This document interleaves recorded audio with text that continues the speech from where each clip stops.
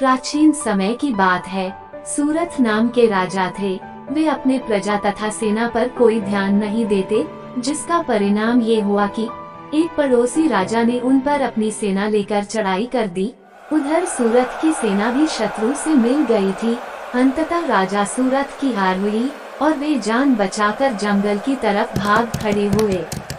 जिस जंगल में वे गए वहां पर समाधि नामक एक बनिया अपनी पत्नी तथा संतान के दुर्व्यवहार की वजह से वहां निवास करता था। तब उस वन में बनिया समाधि और राजा सूरथ की मुलाकात होती है। उन दोनों का एक दूसरे से परिचय हुआ। उसके बाद वे दोनों घूमते हुए महर्षि मेघा के आश्रम में जा पहुँचे। महर्षि मेघा ने उन दोनों के आने का कारण पूछा तो वे दोनों एक साथ बोले, हे महर्षि, हमें अपने सगे संबंधियों द्वारा अपमान एवं तिरस्कार मिला है, हमें अपनी शरण में स्थान दीजिए। उसके बाद महर्षि ने उन दोनों को देवी दुर्गा की उपासना का सुझाव दिया।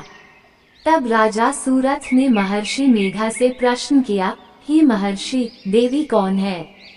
उनका जन्म कैसे हुआ? महर्षि बोले, आप जिस देवी के बारे में जानना चाहते हैं वह नित्य स्वरूपा और विश्व व्यापिनी है। अगर उनके बारे में जानना चाहते हो तो ध्यान पूर्वक सुनो। कल्पांत के समय विष्णु भगवान क्षीर सागर में अनंत शैया पर शयन कर रहे थे। तब उनके दोनों कानों से मधु और कैटब नामक दो राक्षस पैदा हुए और पैदा होते ही वे दोनों विष्णु की नाभि कमल से उत्पन्न ब्रह्मा जी को मारने दौड़े। तब ब्रह्मा जी ने उन दोनों राक्षसों को देखकर विष्णु जी की शरण में जाने की सोची, लेकिन विष्णु भगवान उस समय सो रहे थे, जिस कारण उन्होंने भगवान विष्णु को जगाने हेतु उनके ननों में निवास करने वाली योगनिद्रा की स्तुति की। तब देवी योगनिद्रा विष्णु भगवान के आँख, नाक, मुख तथा हृदय से निकलकर ब्रह्मा जी के सामने प्रकट हो गई। योगनिद्रा के निकलते ही विष्णु भगवान उठकर बैठ गए। उसके बाद भगवान विष्णु और उन राक्षसों में 5000 साल तक युद्ध हुआ। अंत में मधु और कैटब दोनों राक्षस मारे गए। ऋषि बोले, अब मैं ब्रह्मा जी की स्तुति से उत्पन्न महामाया देवी की वीरता तथा प्रभाव के बारे में बताता हूँ, उसे ध्यानपूर्वक सुनो। एक समय देवताओं के स्वामी इंद्र तथा राक्षसों के स्वामी महिषासुर में सैकड़ों वर्षों तक युद्ध हुआ। इस युद्ध में देवराज इंद्र पराजित हुए। फिर महिषासुर इंद्रलोक का स्वामी बन बैठा।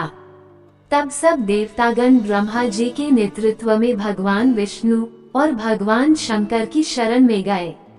देवताओं की बातों को सुनकर भगवान विष्णु तथा भगवान शंकर क्रोधित हुए। उसके बाद भगवान विष्णु के मुख से ब्रह्मा जी, शिव जी तथा इंद्र आदि के शरीर से एक तेज पुंज निकला, जिससे सभी दिशाएं जलने लगी और अंततः यही तेज पुंज एक देवी के रूप में परिवर्तित हो गया। देवी ने सभी देवताओं से शक्ति प्राप्त करके उच्च स्वर में अट्टहास किया, जिससे तीनों लोकों में हलचल मच गई। उसके बाद महिषासुर अपनी सेना को लेकर इस सिंहनाद की ओर दौड़ा। उसने देखा कि देवी के प्रभाव से तीनों लोक आलोकित हो रहे हैं। महिषासुर की देवी के सामने एक भी चाल सफल नहीं हुई। अंत में वह देवी के हाथों मारा गया। आगे चलकर यही देवी शुंभ और निशुंभ राक्षसों को मारने के लिए देवी गौरी के रूप में अवतरित हुई। इन सभी बातों को सुनाकर मेघा ऋषि ने राजा सूरथ तथा बनिया से देवी स्तवन की विधिवत व्याख्या की।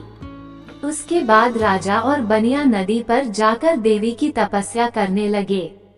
3 वर्ष तक घोर तपस्या करने के बाद देवी ने प्रकट होकर उन्हें आशीर्वाद दिया। इससे बनिया संसार के मोह से मुक्त होकर आत्मचिंतन में लग गया और राजा सूरथ ने शत्रुओं पर आक्रमण करके विजय प्राप्त कर अपना वैभव पुनः प्राप्त कर लिया।